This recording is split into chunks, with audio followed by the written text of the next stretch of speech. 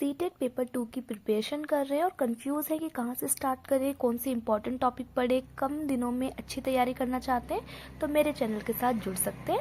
हाय everyone, welcome और welcome back to my channel teaching era. जैसा कि आपको पता है कि मैंने सीटेट जो 15 दिसंबर में एग्जामिनेशन होना है उसके लिए मैंने एक सीरीज स्टार्ट करी है जिसमें मैं वही क्वेश्चन आपको बता रही हूँ जो टॉप मोस्ट रिपीटेड और 100% है जो हर बार सीटेट में आता है। तो आज का हमारा टॉपिक है डिविजिबिलिटी रूल। इन्हें हम प्रीवियस ईयर क्वेश्चन पेपर में मैं आपको दिखाऊंगी। मेरे पास 4 प्रीवियस ईयर क्वेश्चन पेपर है और चारों के चारों प्रीवियस ईयर में डिविजिबिलिटी रूल पे क्वेश्चन आए हैं। मैं इसका आपको एक डिविजिबिलिटी रूल्स का नहीं वीडियो बना रही हूँ, मैं डिविजिबिलिटी रूल पे ऑलरेडी बहुत सारी वीडियो बना चुकी हूँ। मैंने बेसिक मैथ्स में बनाई है तो आप देख सकते हो। और आई थिंक अगर आप मैथ्स के स्टूडेंट है तो आपको डिविजिबिलिटी रूल अच्छे से आता ही होगा। मैं आपको डायरेक्ट क्वेश्चन पे लेके जाती हूँ कि सीटेट में प्रीवियस ईयर किस तरह के क्वेश्चन आए डिविजिबिलिटी रूल से। इससे पहले मैं 4 वीडियो ऑलरेडी अपलोड कर चुकी है, 5th वीडियो। तो इस तरीके से आपके 5 नंबर बिल्कुल सिक्योर हो चुके हैं सीटेट पेपर 2 में। अगर आपने वो वीडियोस नहीं देखी है तो प्लीज उन्हें भी विजिट करिएगा, आपके लिए बहुत हेल्पफुल रहेंगी। So without wasting more time let's get started. आप ये क्वेश्चन देख सकते हैं कि प्रीवियस ईयर में किस अकॉर्डिंग क्वेश्चन आते हैं डिविजिबिलिटी रूल से। मेरे पास 4 साल के प्रीवियस ईयर के क्वेश्चन पेपर, 4 साल मतलब एक साल में 2 बार होते हैं। तो ये 2 तो मैंने निकलवाए थे क्वेश्चन पेपर जब मैं प्रिपेयर कर ली थी सीटेट के लिए, और 2 क्वेश्चन पेपर तो मैंने खुद ही दिए। ये 2024 में जैन वाला क्वेश्चन पेपर भी मैंने दिया है और जुलाई वाला भी मैंने दिया। जो जुलाई वाला मैंने क्वालिफाई किया है, तो जैन और जुलाई वाले तो मेरे पास खुद लाइव एग्जाम्पल है कि ये डिविजिबिलिटी रूल आता ही आता है। और प्रीवियस ईयर के जो 2 मैंने निकलवाए थे उसमें भी देखो डिविजिबिलिटी रूल पे क्वेश्चन है। तो ये सीरीज आपके लिए बहुत यूजफुल रहेगी। मैं बिल्कुल एनालाइज करके प्रीवियस ईयर तभी आपके लिए वीडियो बना रही हूँ। अब आप देख सकते हैं सिंपल सा क्वेश्चन है, इसमें आपको बताना है कि कौन सा नंबर 2, 3 और 11 तीनों नंबर से डिविजिबल है। ये थोड़ा मैंने प्रैक्टिस के टाइम पे किया था तो आप थोड़ा सा नेग्लेक्ट करें।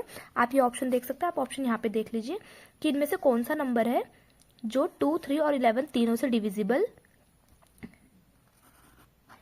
है। Which of the following are divisible by 2, 3 and 11। तो फिर आपको ऑप्शन देखना है, देखो कि कौन से 2 ऐसे नंबर हैं जो डिविजिबल हैं। तो आप देख लीजिए, जैसे ये लास्ट डिजिट 8 है यानी कि 2 से डिविजिबल है। फिर 3 का रूल लगाएंगे तो 3 का रूल क्या बोलता है, सम ऑफ इट्स ऑल डिजिट 8 + 8 16 20 24। 24 भी 3 के टेबल में आता है तो ये 3 से भी डिविजिबल है।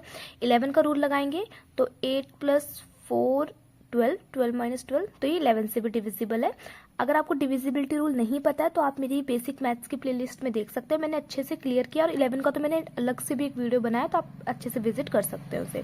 यानी कि ए 2, 3, 11 तीनों से डिविजिबल है, यानी कि ऑप्शन में ए वाला तो होना चाहिए और ए तो तीनों में, यानी कि सिर्फ ये वाला ऑप्शन हमारा कट गया।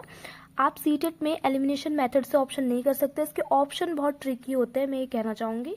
अब आप नेक्स्ट देखो, लास्ट डिजिट 2 है, फिर 3 का रूल लगाओ 10, 18, 19, 20। ये 3 से डिविजिबल नहीं है तो बी वाला भी कट जाएगा। फिर ये 3 से नहीं हो रहा ना, क्योंकि 3 में हम सम करते हैं 9 + 1 10, 18, 19, 20। 23 के टेबल में नहीं आता, नहीं कि 3 से डिविजिबल नहीं है, तो बी वाला ऑप्शन भी इस तरीके से कट गया इसमें।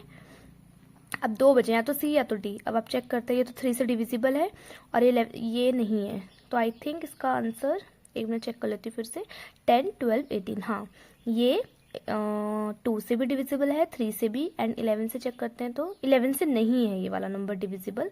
तो इसका आंसर ए एंड डी हो जाएगा। A and D is the correct answer, क्योंकि डी भी 2, 3, 11 से डिविजिबल है और ए भी 2, 3, 11 से डिविजिबल है। तो इसका ऑप्शन ये करेक्ट आंसर है। तो आप देख सकते हैं क्वेश्चन बेसिक है, लेकिन वही है कि आपको सब में चेक करना पड़ेगा क्योंकि ऑप्शन इसका ट्रिक है। अब सिर्फ इसका अगर एक आंसर होता तो आप फटाफट ढूंढ भी लेते। अब इसमें 2 ऐसे ऑप्शन है तो आपको ये ढूंढने पड़ेंगे, करने पड़ेंगे, डिविजिबिलिटी रूल आने चाहिए। अब दूसरा क्वेश्चन पेपर में देखते हैं कि कैसा क्वेश्चन आया था। आप क्वेश्चन नंबर 59 देख सकते हैं, ये भी डिविजिबिलिटी रूल पे है, लेकिन आप देखो इसका पैटर्न कितना अलग है और ये अच्छा क्वेश्चन है। इसमें आपको बोला था इफ 8 डिजिट नंबर, एक 8 डिजिट का नंबर है जिसमें 2 डिजिट हमें गायब है, X and Y, is divisible by 88। ये नंबर 88 से डिविजिबल है। देन हमें बताना है कि x - y की वैल्यू क्या है। सबसे पहले आप इस 88 का डिविजिबिलिटी रूल तो नहीं पता, तो 88 को आप तोड़ोगे, कैसे के तोड़ोगे, 11 8 सा 88 होता है ना, तो आप इसमें 11 और 8 का डिविजिबिलिटी रूल लगाएंगे, क्योंकि जो नंबर 88 से डिविजिबल है तो वो उसके मल्टीपल, यानी कि उसको जो मल्टीप्लाई करके इन दोनों से भी डिविजिबल होगा, इसके फैक्टर से भी डिविजिबल होगा। तो अब आप इसका रूल लगाओ 8 का। 8 का रूल क्या बोलता है, मैं यहाँ पे नंबर लिख देती हूँ, 7 1 7 9 x 0 9 1 y। अगर मैं इसमें 8 का डिविजिबिलिटी रूल लगाती हूँ तो 8 का डिविजिबिलिटी रूल बोलता है लास्ट की 2 डिजिट लास्ट की 3 डिजिट्स अगर डिविजिबल हैं 8 के टेबल में तो पूरा नंबर डिविजिबल है। अब इसे करके देखते हैं। 8 1 सा 8, 1 बचेगा 11, 8 1 सा 8, यहाँ पे 3 बचेगा, 9 10 11, देन ये y नीचे आएगा। अब यहाँ पे वही नंबर आना चाहिए जो कंप्लीट डिविजिबल हो जाए। तो 8 4 सा 32 होता है, तो 8 4 सा, तो यहाँ पे y की जगह पर हम एक वैल्यू लिख सकते हैं कि y की जगह पे यहाँ पे 2 आना चाहिए। ठीक है, आपको समझ में आया होगा कैसे तरीके किया। अब 11 का रूल क्या बोलता है, अब आप इसमें 11 का रूल लगाओगे। ठीक है, 11 का रूल बोलता है यहाँ पे वैल्यू रखनी है 1 7 9 x 0 9 1, y की जगह पे क्या वैल्यू आई 2। 11 का डिविजिबिलिटी रूल बोलता है, पहले से नंबरिंग करते हैं हम कि 1 डिजिट पे है, 1 प्लेस वैल्यू पे है, 2 पे है, ये 3 नंबर पे है, 4 पे है, ये 5 पे है, 6 पे है, ये 7 पे है और ये 8 पर है। अब आप इसमें से इवन नंबर छांटो, इवन और ऑड को अलग कर दो। ये ऑड प्लेस वैल्यू पे है, ये ऑड प्लेस वैल्यू पे है, ये नंबर देखने कौन से ऑड है, ये ऑड पे है, ये भी ऑड प्लेस वैल्यू पे। तो जो भी ऑड प्लेस वैल्यू पे सबको जोड़ देना है। 2 + 9 11, 11 + 7 18, 18 + x, यहाँ पे तो आ रहा है 18 + x। जब हम ऑड प्लेस वैल्यू को जोड़ते हैं और एक जगह इवन प्लेस वैल्यू को जोड़ते हैं, उन दोनों को माइनस करते हैं, तो वो आंसर या तो 0 होना चाहिए या तो 11 से डिविजिबल होना चाहिए, तब वो 11 का रूल लगता है। अब जो नंबर बच गए 1 and 9 10 11, 11 बच गया ना, 1 + 0 1 9 10 11, 11 बच गया। अब बताओ 18 में आप ऐसा क्या जोड़ोगे कि जब आप 11 से इसे माइनस करो तो ऐसा नंबर आए जो 11 से डिविजिबल होता हो। जैसे आप 18 में से इसे x को छोड़ो, 18 में से अगर 11 बचा तो 7 बचता है, पर 7 नहीं बचना चाहिए, या तो 0 बचना चाहिए या तो 11 का ऐसा कुछ मल्टीपल बचना चाहिए। तो 8 9 10 11 4, जैसे आप 18 में अगर 4 को जोड़ देते हो, 18 + 4 तो कितना आएगा 12 22, 22 - 11, और 22 - 11 11 आता है। तो यहाँ पर आप x की जगह पर 4 रख सकते हैं, तो अब x की वैल्यू आ गई 4। देखो अगर आपको डिविजिबिलिटी रूल नहीं आते तो आपको ये हार्ड लग रहा होगा, लेकिन अगर आपको ये रूल्स आते हैं तो आपको समझ में आ रहा होगा कि मैंने कैसे तरीके से सॉल्व किया है। अगर आपको रूल समझ में नहीं आ रहा तो प्लीज़ रूल को विजिट करो, क्योंकि डायरेक्ट रूल तो वैसे भी नहीं आता। देखो ये 88 से दे दिया, अब इसे ऐसे करके तोड़ना पड़ा, इसके फैक्टर्स बनाने पड़े कि 11 8 जा 88 होता है। तो इसमें पहले मैंने 8 का रूल लगाया कि लास्ट की 3 डिजिट, उससे मुझे पता चला कि y की जगह पर मुझे 2 रखना चाहिए। देन मैंने 11 का डिविजिबिलिटी रूल लगाया, तब मुझे पता चला कि x की जगह पर 4 रखना चाहिए। पर अब ये वैल्यू नहीं हुई, वैल्यू देखो x - y निकालनी थी, तो x - y यानी कि 4 - 2 = 2, तो 2 is the correct answer. I hope आपको समझ में आया होगा। अब हम दूसरा प्रीवियस ईयर का क्वेश्चन देखते हैं कि किस तरीके का आया था।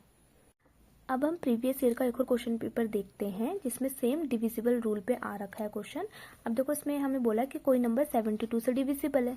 अगर कोई नंबर 72 से डिविजिबल है तो वो उसके फैक्टर से भी डिविजिबल होता है। देखो अगर आप किसी नंबर को 72 से डिवाइड करोगे तो बहुत टाइम लगेगा, तो इसे डिविजिबिलिटी रूल में तोड़ दो और ऐसे में तोड़ो जैसे 9 8 सा 72 होता है। अब 9 का रूल भी हमें पता है और 8 का रूल भी हमें पता है। तो देखो इसमें आपको क्या चेक करना है कि ये जो नंबर है वो 72 से डिविजिबल है, यानी कि वो 9 और 8 से डिविजिबल है। तो इनमें से कौन सा स्टेटमेंट सही नहीं है। तो इसमें जो ये वैल्यूज आप पुट करोगे, x की जगह पे 9, y की जगह पे 5, ये रख के देखोगे, फिर देखोगे क्या वो नंबर 9 और 8 दोनों से डिविजिबल है। अगर दोनों से डिविजिबल है तो सही है, वरना नहीं है। जैसे फर्स्ट वाला देखो, जैसे है ना 9 4 7 1 x देन 9 y 2, तो फर्स्ट ऑप्शन है 9 और 5 और यही इसका आंसर है। फिर मैं आपको करके दिखाती हूँ कैसे। 9 4 7 1, x की जगह पर आपने 9 रखा, देन y की जगह पर आपने 5 रखा, देन 2 रखा।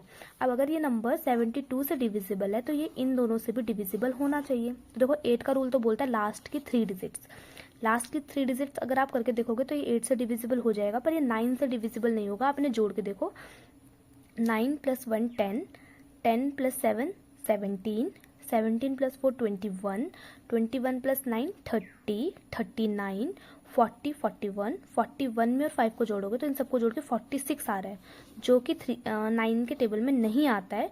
तो यही इसका नॉट वाला आंसर था, क्योंकि हमें ये बताना था कि कौन सा स्टेटमेंट ट्रू नहीं है। लेकिन अगर आप और कोई वैल्यू रख के देखो, मैं कोई और दूसरी वैल्यू रख के दिखा देती हूँ। 9 4 7 1, x की जगह पर 3, देन 9, देन y की जगह पर 1 एंड देन 2। अगर आप अब आप देखो 9 का रूल लगाओ, 9 प्लस 1 10, 17, 21, 21 और 3 24, 25, 26, 27 और 27 में अगर आप 9 को जोड़ोगे तो 36। 36 9 से डिविजिबल है और लास्ट की 3 डिजिट इसकी 8 से भी डिविजिबल है। 8 1 ज़ा 8, 1 बचेगा 11, 8 1 ज़ा 8, 3 बचेगा 32, 8 4 ज़ा 32।